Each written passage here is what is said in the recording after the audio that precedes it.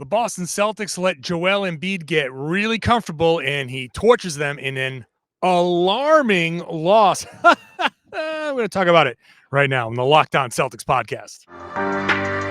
Be ever ready. Recognize the city of champs. Boston, baby, we do what you can't. Locked on number 18, Tatum and Brown, J-team, step back. We gon' wet that and slay teams. Of course the Celtics, who else could it be? Screaming like KG with the Larry O.B. Karalis above average, assessing the team status. Best daily pod, no cap, salary matching. Clutch like Bird the DJ, keep John on replay. Prime time, dapping up the truth on the sideline. Raining J's, how it started, raising banners, how we finished. Locked on Celtics pod, home of the winners. B. Hey there, welcome back to the Locked On Celtics podcast. I am John Karalis here at the TD Garden after the Boston Celtics lose to the Philadelphia 76ers 108-103. I want to thank you for making Locked On Celtics your first listen every day. Remember, Locked On Celtics is free, available on all platforms, including YouTube. Please watch the show on YouTube, and you can see me standing at the TD Garden with that court behind me. Beautiful court. Every episode is available on LockedOnCeltics.com. Today's episode is brought to you by TrueBill. TrueBill is the new app that saves you money by helping you identify and stop paying for the subscriptions you don't want or need, and can even help negotiate better deals on the ones you want to keep. All right. Boston Celtics come in and lose, like I said, 108-103. Joel Embiid dropped 41 points on the Celtics, 41 points on 14 of 27 shooting. 12 of 14 from the line. Ugh, gross. And 10 rebounds, 5 assists, couple of steals, 4 block shots.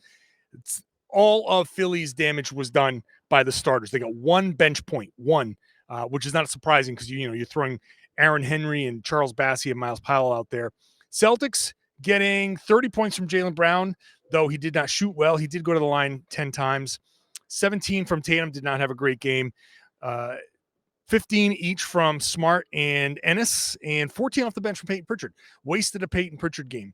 So in the third segment, I'll talk a little bit more about Payton.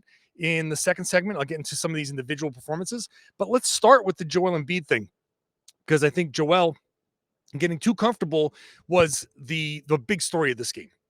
He comes in and is playing against Ennis Cantor, or Ennis K. Freedom, who is here partly because he's supposed to be the guy that, in a pinch, guards the big, strong, tough centers like an Embiid. But I don't think that Cantor or Ennis got a chance to really flex his strength there, because really Embiid was settling for jumpers early and was stepping into them, and like I said, got too comfortable. Everybody after the game said that he got too comfortable and got into a rhythm. If you look at his shot chart, which I use on Boston Sports Journal, by the way, for those of you who don't know me, if you're just tuning in, I'm John Karalis. I cover the team for Boston Sports Journal, and I've written a book called The Boston Celtics All-Time All-Stars, which is available everywhere books are sold. With Cantor didn't really put his head down and try to bull through Ennis, but what he did was he just stepped into a lot of very comfortable warm-up level shots, and he got a few down early, and then he just kept hitting those. He found the rhythm. He was just easily just stepping into them, and that just hurt the Celtics all along. What they said afterwards, what Jaylen said afterwards, was the plan was to guard him one-on-one with heavy digs, which is the guards on the perimeter digging down, sliding down, trying to dig at the ball and disrupt his dribble, get him to pick it up, get him to give the ball up, get him to stop trying to get to the rim, trying to just make things uncomfortable for him. And they barely did that at first, which is kind of wild, because this is the same game plan that you have against Embiid all the time, that you want to play him one-on-one if you can, and dig down with the guards and try to get him to pass, give the ball up. You don't want him to crush you. You don't want him to dominate whoever he's facing in the post. And if someone else beats you, then someone else beats you. The problem is the Celtics, they missed opportunities, first of all, defensively, to do that. And to me, the big story of this game was that Embiid had 2 early fouls. in the first 5 minutes of the game. This was a massive, massive opportunity for the Celtics to go at him and try to figure out a way to put him in actions, challenge him, force him to either make a play or potentially put himself in position to foul, or just get out of the way. And they really didn't take advantage of that. He had 2 early fouls. He finished the game with 3. That is inexcusable, unacceptable for the Celtics to not take advantage of that. Here's the one guy. It's the one guy that you're supposed to all be on the same page on. And they weren't. They weren't all playing a cohesive game plan against him. And it was the one guy that if you have an opportunity to get him off the floor, get a 3rd foul on him in the first quarter, that's like priority number 1. And I know that you don't want to go too crazy and change the entirety of your game just to do that. But it's so impactful that if you get them off the floor early, then you don't have that rhythm. You don't have the same level of comfortability out there. You don't have that same same element that burned them down the stretch, because down the stretch, he hit some really tough shots, and it's because he was just in that nice flow early in the game. So I think the Celtics just completely botched the Embiid game plan. Now, of course, this was a weird game from the beginning. If you were watching the game, I don't know how much of the alarm stuff that you heard, but in the middle of the player intros, the alarm goes off over here, and it's this big tone. I thought there was an audio glitch that, like, if you put a microphone up to a speaker and it has like that kind of loud tone, I thought somebody in the audio room screwed something up. And then all of a sudden you see the flashing lights and things stop for a while. And it was very clear that there, at first it was, there may be an emergency. You may need to evacuate. And I'm sitting here going like, oh crap. Like, do I need to get on out of here? I didn't know what was going on. And then it became clear that there's something went wrong. It was somehow a false alarm or something. Turns out it was a burst pipe at a concession stand. But that set the tone, because all of a sudden it was quiet and people were milling around. They're like, well, what are we doing here? And then after a few minutes, like, the music started to come back, and Lucky was on his platform trying to clap and get people into it. And then Eddie Palladino, just after a few minutes, is like, launches right into the introductions. No explanation to the crowd what happened. Nothing that said false alarm, please stand by. And they could have cut the lights again or whatever, but he just launches into the introductions. So that weird start, I think, was pretty indicative of how this game was going to go. They came out, they were a little slow. Jaylen Brown said after the game that they had a ton of excuses that they were making, which is not great to hear. And then they did the same thing. Start slow. Second, third quarter, they were fine. And then fourth quarter, late, Pritchard is in the game. He's facilitating. He's hitting shots. He's setting screen for Tatum. He's making passes, an assist to Jaylen Brown for a 3-pointer. Celtics go up 97-90. They're having a grand old time. And then what happens? You have some bad luck, a bad call on Jayson Tatum, an offensive foul that really wasn't an offensive foul, a turnover, a missed box out where I think Seth Curry got the ball and got it over to Matisse Thybulle. Instead of the Celtics with the ball up 97-90, that rebound and kick out to Thybulle, who hits a 3, cuts it down to a 4-point game. Then Tatum has the offensive foul. Embiid comes down, gets a couple of free throws. That's a massive, massive swing in this game where the Celtics could have had the ball and a chance to even go up double digits the way they were shooting. They were hot. That momentum was there. And instead, it becomes a 2-point game, and it becomes critical. And then the big mistake was the Danny Green 3-pointer to get the lead again. Embiid has the ball in the post. Marcus Smart is in position. He's covering Seth Curry. He's in position to kind of dig. He's kind of there. Joel Embiid recognizes that Smart is about to come down. He gives the ball up. Smart is positioned now with his back to the lane, and he's looking. He's doing the back and forth. Look, my guy, here's Embiid. My guy, there's Embiid. And as he's getting ready to go down, Embiid kicks it over to Curry, and he goes out to challenge, and he was going to be there in time, but Jaylen Brown came over and helped off of Danny Green. Curry swings the ball. Danny Green is wide open. Big defensive mistake. Ime Udoka said after the game, yeah, we wanted to get the ball out of Embiid's hands, but there are certain guys we didn't want to help off of, and Green is one of them. So that's a defensive mistake. For all of the good stuff that Jaylen did offensively, defensively, he wasn't there. He got cut back door. I think whenever you see Jaylen Brown get cut back door, that's a sign that this isn't going well for him.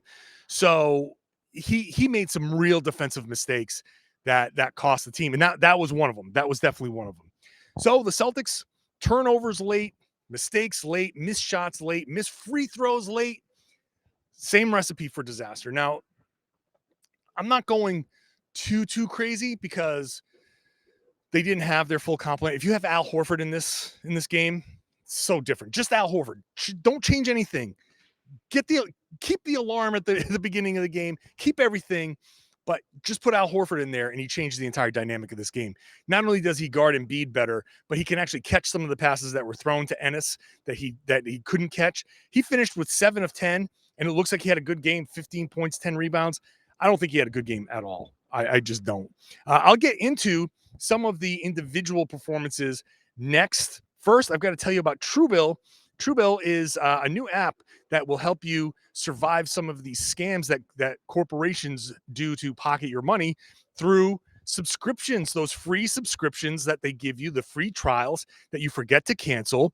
TrueBill comes along, and they're going to help you identify and stop paying for those, because they will make it very easy. Instead of those subscriptions, the free trials that you forget or it becomes difficult, TrueBill, just you link your accounts to them, and they will cancel your unwanted subscriptions one tap. Very simple. On average, people save up to $720 a year. They've got TrueBill Concierge, which will cancel them for you. You don't have to do anything. You don't have to be like me when I didn't have TrueBill and I had a subscription renew without my knowledge. I looked at my bank account and I was like, whoa, that was a big subscription. And no. TrueBill will help you avoid that. They've helped over 2 million users, and they've helped them combine to save over $100 million. So don't fall for the subscription scams. Start canceling today at TrueBill.com/LockedOnNBA.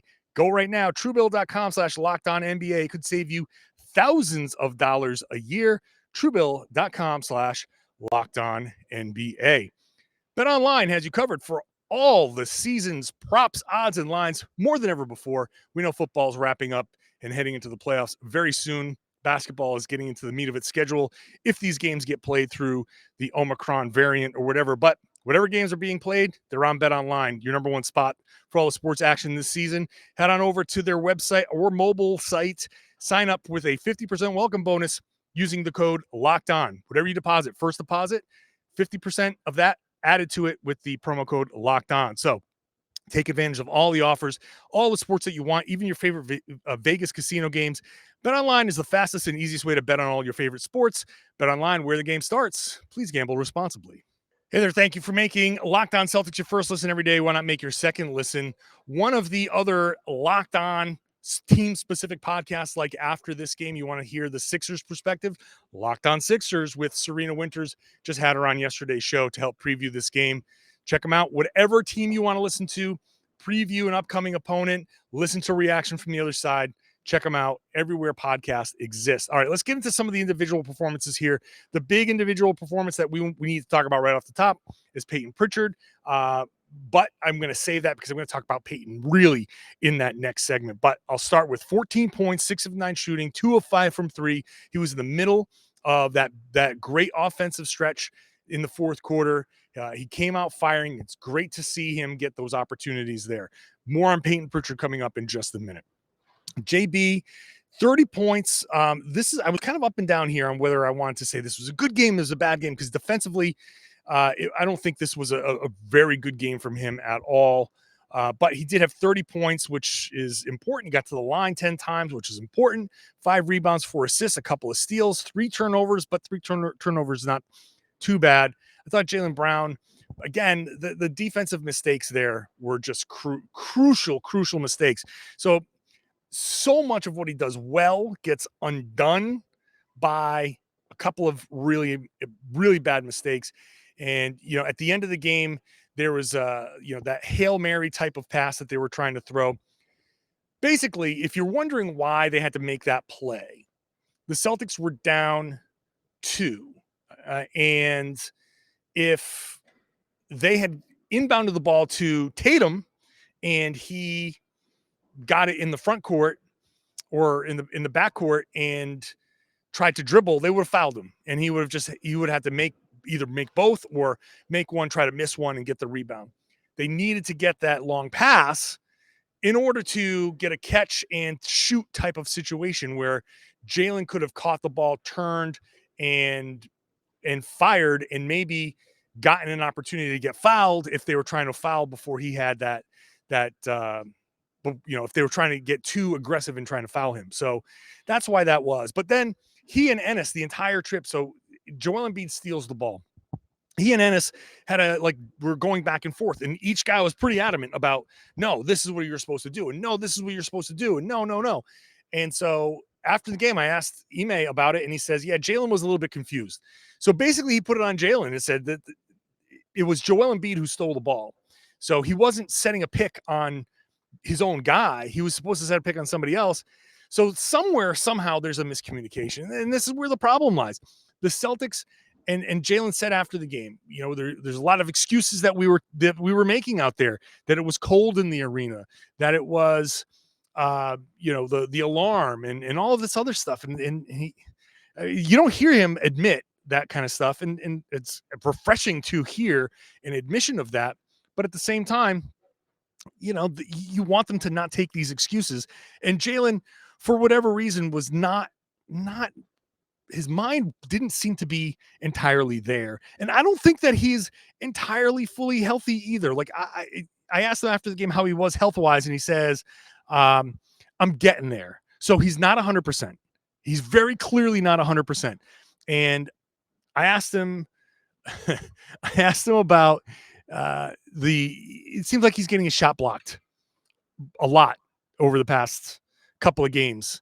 And I said, is that a function of you not having your burst, or is it something that just happens? You're like, hey, sometimes you drive as much as you do, you get your shot blocked. And he's like, I don't know how to answer that question.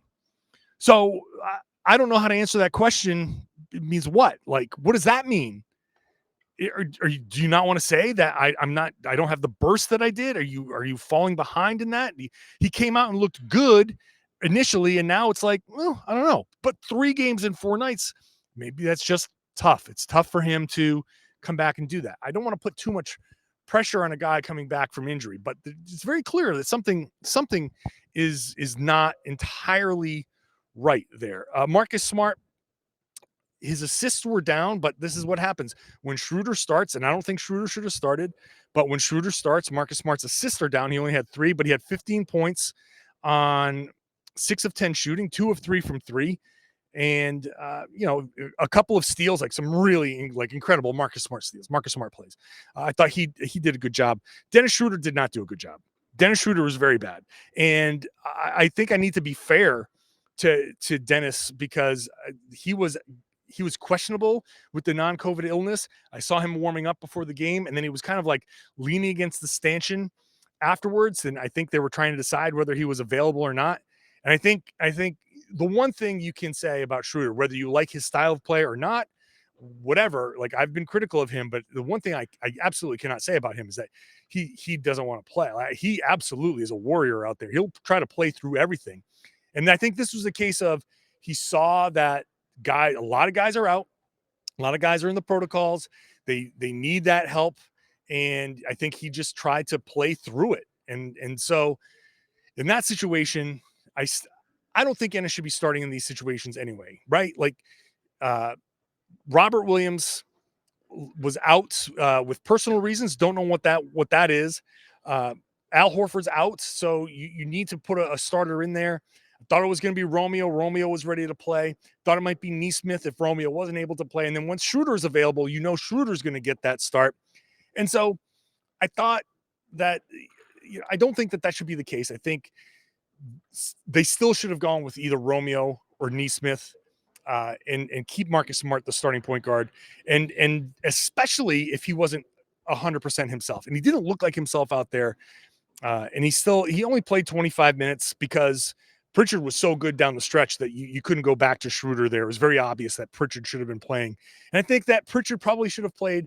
And like, I understand and I appreciate that Schroeder is really trying to gut it out. But you do have to trust the guys behind you. Other notables here, Ennis, I thought was just not great. He had a couple of offensive rebounds. He finished a couple of plays. I just don't think I don't think that he should be calling for the ball against mismatches. I get that you have Seth Curry on your back, but I don't care. I don't want Ennis getting the ball in the post to try to make an offensive move against anybody. And that should be drilled into his head. You are not catching the ball in the post to make a move. That's not your job. Get the offensive rebounds, move the ball up top when you get the ball up top. I don't want to see him put the ball on the floor in the post. I don't care who he's got guarding him because eventually somebody's going to come along and strip him, or he's just not going to make the shot. I just don't trust him to make that shot. So I know he was 7 of 10, but I don't like him in that situation. I don't think he had a very good game. I think the numbers completely lie about this. I think the 10 rebounds are inflated. I think the 15 points are, he missed opportunities. Ball went through his hand many times. I don't think that he had a good game. And then there's Jayson Tatum, who had a bad game here. Did not shoot particularly well. 5 of 14, 0 of 3 from 3.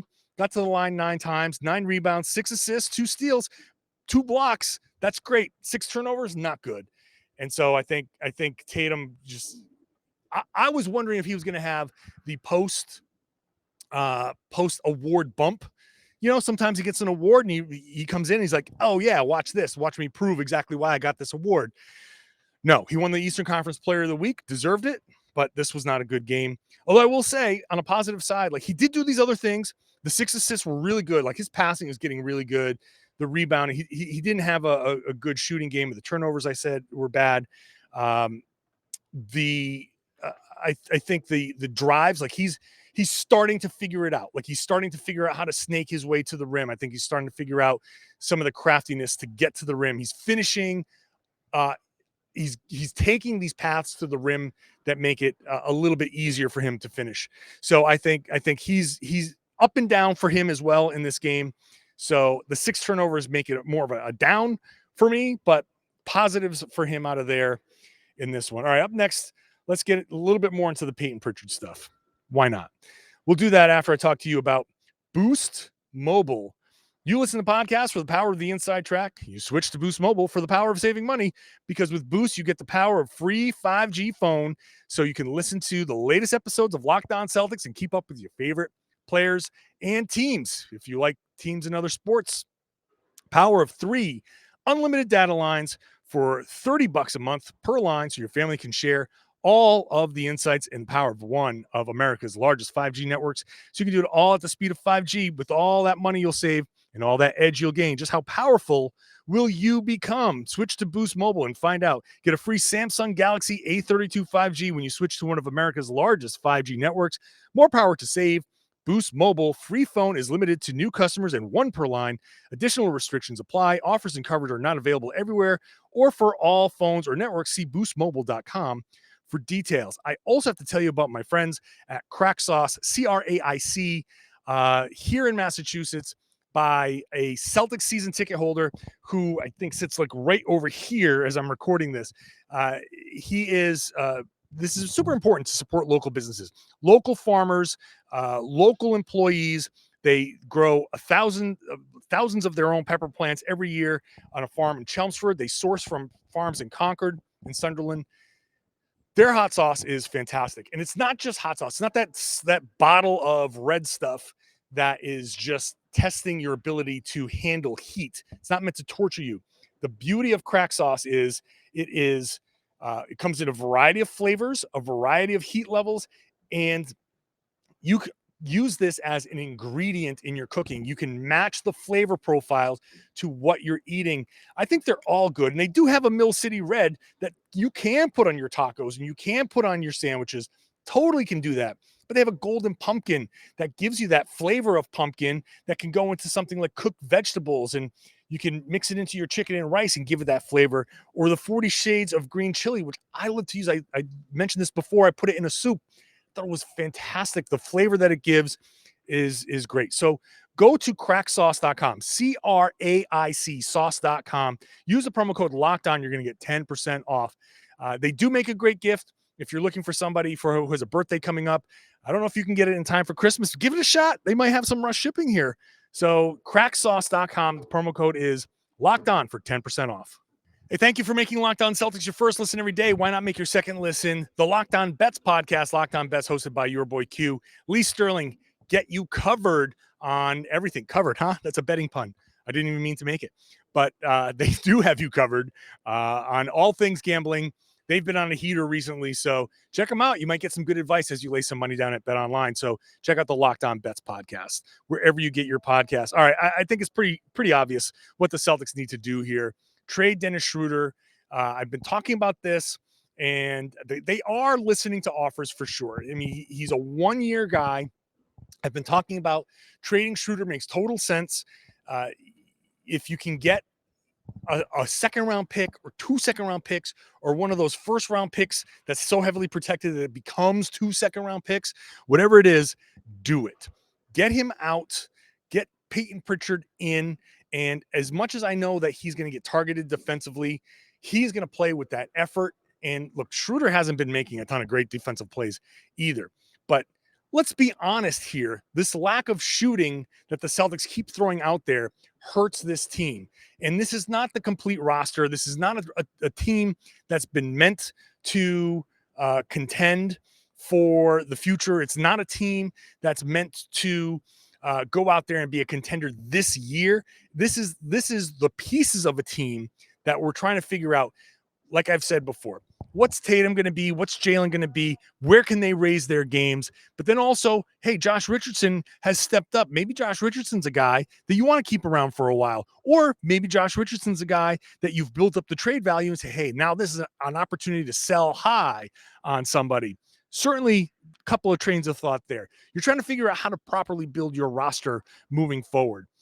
I don't know what Payton Pritchard is going to ultimately become in the NBA. He does have his limitations, but he's also a high energy player, high confidence player, and he's a good shooter. The Celtics need shooting. You need Marcus Smart. If you're going to keep Marcus Smart here, you need him to be your starting point guard. That's it. You need him to be the point guard of the team.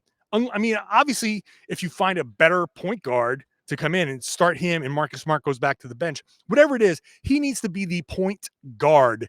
He needs the ball in his hands. He's proven to me that he can do well with the ball in his hands. Don't start Schroeder when you have these injuries. Start somebody else that can shoot. Now, normally I'd say Grant, but Nesmith or Romeo can certainly do the job a little bit better. I think that Schroeder needs to go. You need to get Pritchard more of these playing minutes. I'd rather have the Celtics be 15-16 with Pritchard as the backup point guard. At least you know that he knows his role. Pritchard's going to come in. He's going to shoot. He's not going to try to do too much. He's not trying to get a new contract. I mean, obviously, he does want to play well enough where he can get a new contract eventually, but that's not his primary goal here. Schroeder is auditioning every game for a new deal from some other team. He's putting out there, like, and everybody knows it. The Celtics know it. He's trying to get his next big contract. And being in that situation, I don't blame him. I get it. It's all understandable. But that's not what the Celtics need right now. I understand why they got him, and I think they got him in an effort to say, hey, play him. He does well. We can flip him and get some assets. I think they need to accelerate that process a little bit. Or if they're not going to do that, dial down his minutes. And we saw it in this game here.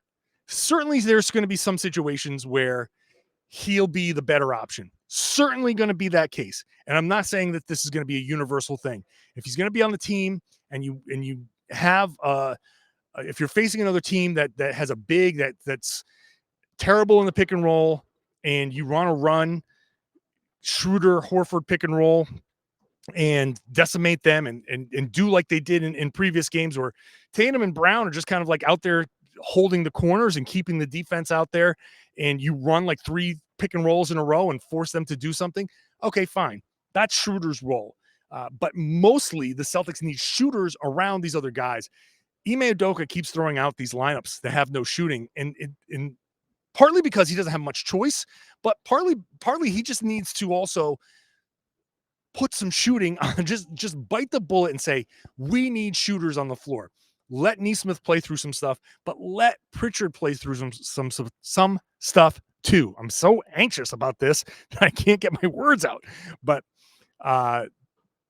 this is, I think this is something that has to happen right now. I just realized as I'm looking at myself recording with my turtleneck and my blazer that I feel like I'm a hotel lounge singer getting ready to perform. Coming up next in the Marriott Blue Room here, John Karalis with some of the standards. You got to be watching me on YouTube. I really do. Man, I got to go look at the film. I like this outfit though. I think in person it's a good outfit, but I think for the video, I look like maybe I look like you know what I do look like? A principal, a high school principal.